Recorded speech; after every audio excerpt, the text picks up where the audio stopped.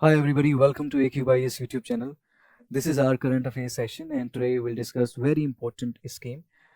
And this scheme does not require any introduction, it remains in the news. In fact, in October, JAL JEEVAN mission app was launched and now again it is in news. Why? Because the government of India has decided to expedite the process of implementing this scheme, JAL JEEVAN mission. So teams are being sent to various states to supervise the implementation process. So these members of these teams, they will talk to the local officers, they will try to sensitize them so that the implementation process can be expedited. So this Jal Jeevan mission scheme, it becomes very important from your exams perspective, be it prelims or mains. Now this Jal Jeevan mission, it was launched in 2019 and it seeks to provide 55 liters of water per person per day. Okay, so you should be aware of this figure, 55 liters per person per day.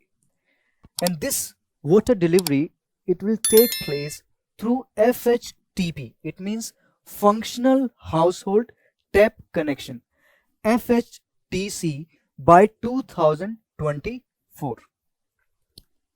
Okay, in fact, we already have so many water systems. Already water delivery is happening in so many areas, but still there are some issues related to the water systems. So it seeks to ensure that those water systems are functional. Okay, this is also one of the objectives of Jal Jeevan mission.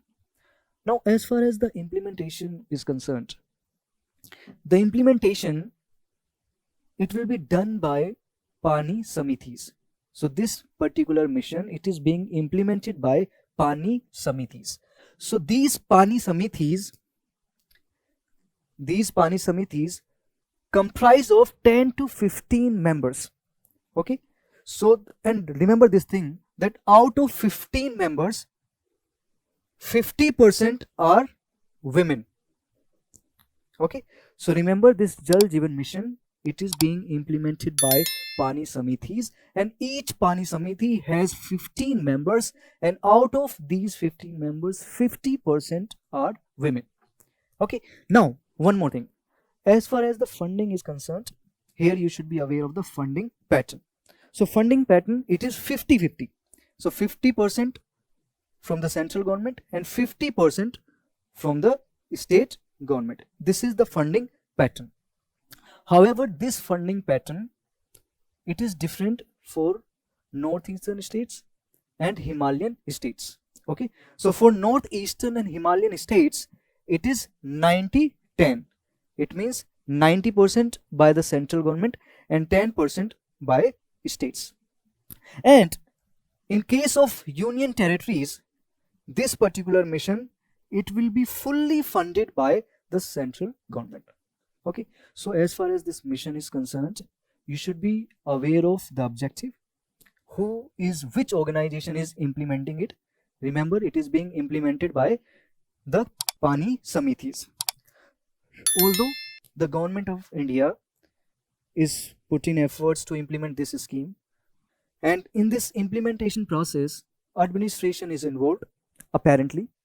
But remember one thing, it is a community-based program. It is more of a community movement. So everybody, this is everybody's priority, that they have to ensure that this particular program, it is being implemented. Okay, so everybody has to keep their ears to the ground. So this is what you have to remember. It is a community-based program. It has this community-based approach. Okay, so all these points I wanted to discuss in today's session, and I have provided the notes as well. You can download these notes, and if you have liked it, if you have found this video useful, then subscribe our YouTube channel for more such videos, and you can follow our social media platforms for daily current affairs content. And if you have any suggestions, you can mention in the comment section. So that's all for today's session. I'll see you in the next session soon. Bye bye, take care, keep working hard.